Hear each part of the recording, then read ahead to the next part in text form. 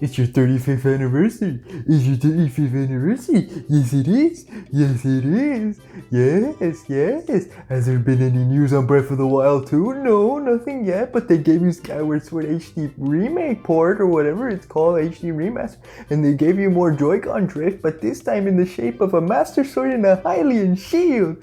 This is such a great 35th anniversary present for you, man. It's so amazing.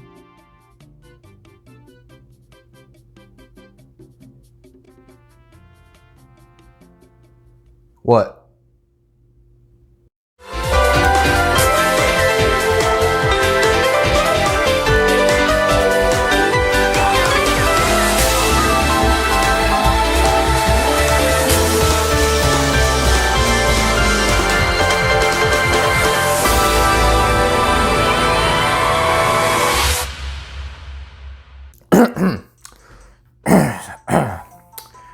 There was nothing to see there, just letting you know. It was all professional for the sake of, content and stuff like that. But in any case, yes, we are talking about our dear boy Link here and Zelda 35th anniversary.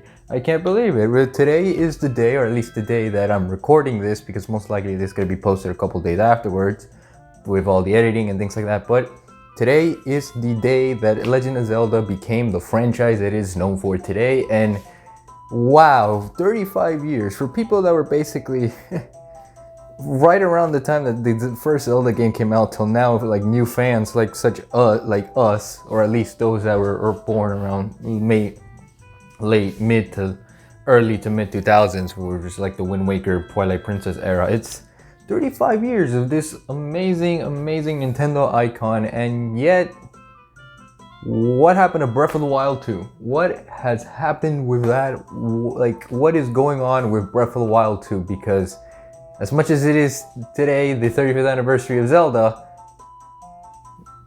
this is in development hell, along with Bayonetta 3 and Metroid Prime 4, and like, that just sucks. And I understand what, back when the Direct showed up, because we had a Direct, can't believe it. I mean, Pyra, Mythra, and Smash, Mythra nuked our poor Link here. And they're also another thing, and I already did a video on them, so if you want to check that out, the card's gonna pop up for that video as to their justification for that. But with Zelda here, it is very interesting to see that there has been no good news, to say the least, because back during the Direct, as I mentioned, AG Onuma stated that there has been no news or updates in regard to Breath of the Wild 2 as of yet. So basically speaking, he's doing the Kamiya treatment, where much like with Bayonetta 3, not necessarily keep pressuring us about Breath of the Wild 2 and its news, but more so that when we have something to show you, we will give you something, to showcase what Breath of the Wild 2 is all about. And in terms of Breath of the Wild 2, back when they first announced this, which was basically almost 2 years ago, I think, back at like E3 of 2019, or somewhere around 2019, like, they showcased what Breath of the Wild's premise is going to be all about, and yet we don't really know what that premise is all about. Like, it seems to look like it's going to be taking a lot of its inspiration from Majora's Mask. It might have more of a darker story, things like that. And by the looks of how we have short-haired Zelda, and also Link with his fully powered Master Sword, things seem to be looking quite interesting for this sort of continuity. For sure, this is something of a new continuity. There's been many speculations as to where Breath of the Wild fits in the timeline, in the Zelda Hyrule Historia timeline that they gave us way back. I'm talking about like 2012, 2013, when Hyrule Historia came out. And many are putting it on the Link defeated timeline, where Ganon is Ganon, not Ganondorf. But here things are a little bit more different, because if you go back to the trailer, to the only trailer that we have, rather, it showed a humanoid figure that looked to be like Ganondorf, and we all assumed that it would be Ganondorf, and most likely it is. There hasn't really been much of new characters in the Zelda franchise, other than, I wouldn't say side characters, but reincarnations of current characters. For example, Urbosa in the Gerudo Valley, people, the Sheiks have been redeveloped time and time again, things like that. So this is most likely a new reincarnation of Ganondorf, much like we have new reincarnations of Zelda and Link, and you know, here we hope to see more of that moving forward. But the good news about what Onuma said before he presented us Skyward Sword HD, the HD port, which is, I'm also briefly going to talk about this right now. It looks quite promising. I'm not gonna talk too much about like the whole Joy-Con drift issue, because most likely that is gonna be an issue, because Joy-Con drift has been an issue for quite some time now. I've never experienced that issue, but people have stated numerous times that, you know, Joy-Con issues. So seeing Hylian Shield and a Master Swords themed Joy-Cons for this game, it looks amazing. I would love to get that, purchase that with my own Nintendo Switch, things like that. It'd be really nice. But it does feel a little wonky when they did show us how they're gonna use the only button mechanics if you plan to play it on the Nintendo Switch Lite. It just feels weird. It just feels weird. For the best experience for Skyward Sword for the HD port, just play with the Joy-Cons. Just give it the Mario Galaxy treatment. Like just play with the Joy-Cons. It's not worth trying to like do it handheld.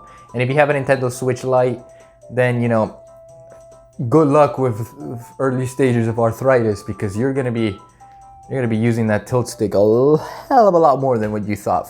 But you know, I like the idea that I like how they're pushing in more of, you know, unique ways to present, you know, an old Zelda experience. And as much as I said that Skyward Sword being the first of possibly many Zelda HD ports coming to the Switch, you know, it is kind of like bothersome that, you know, it is going to be $60, so $10 more than what the original Skyward Sword price was back in its Wii days.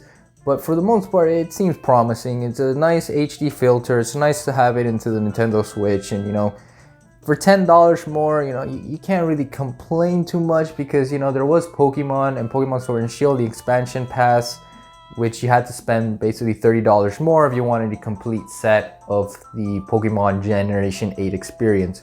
And I'm not going to discuss too much on that, because that's Generation 8, that's probably like a whole other video, things like that. But what I'm trying to say, to kind of close the argument on Skyward Sword, I can now see why they ported Skyward Sword first before Wind Waker and Twilight Princess, because they want to give that game a little bit more love compared to the other two, which they've got massive amounts of love.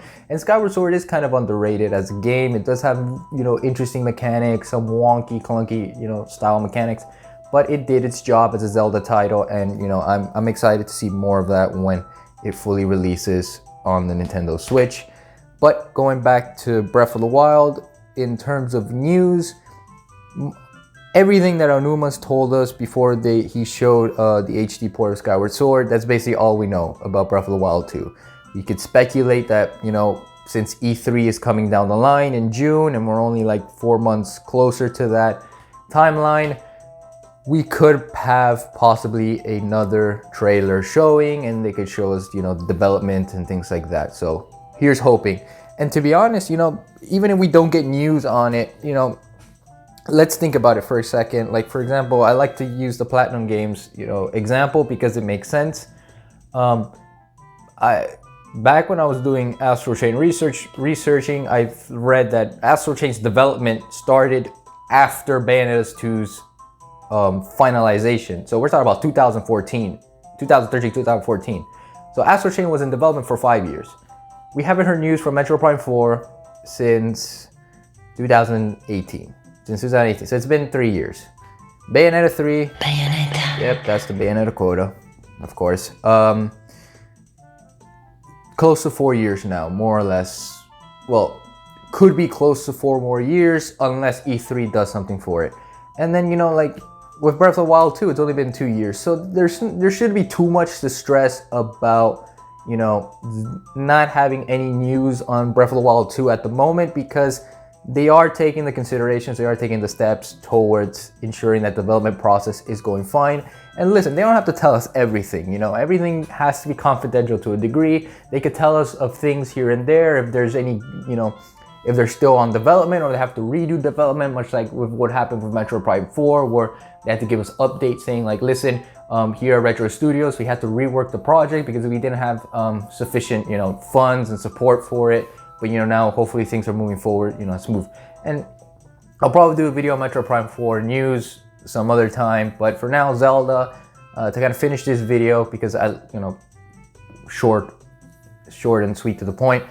I'm excited. I'm excited for whatever prospect Zelda has to offer. Breath of the Wild was, you know, was an amazing game. It was an amazing concept to the Zelda franchise, to the Zelda formula, where it's like an open world experience for you to explore, for you to do fun stuff, for you to do some of the most craziest stunts I've ever seen on the internet. Like, how do you do that? How do you do that kind of stuff? If you know what I'm talking about, then you know what I'm talking about. But I can't really pull up some of those stuff. Maybe I'll pull up something, or I don't know, whatever. The editing phase, future me will think about that.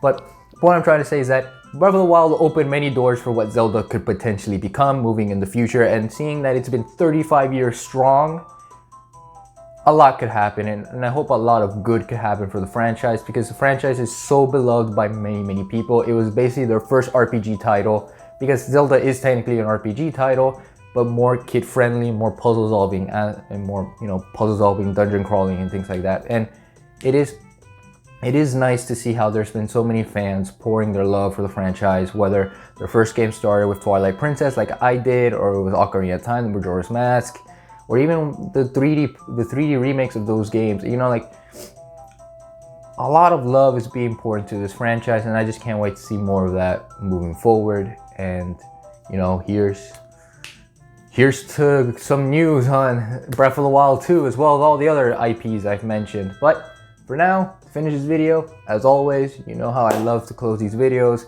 with a bright smile on my face, and a bright smile on your faces too, as you're watching this video, having fun with me, chatting and things like that.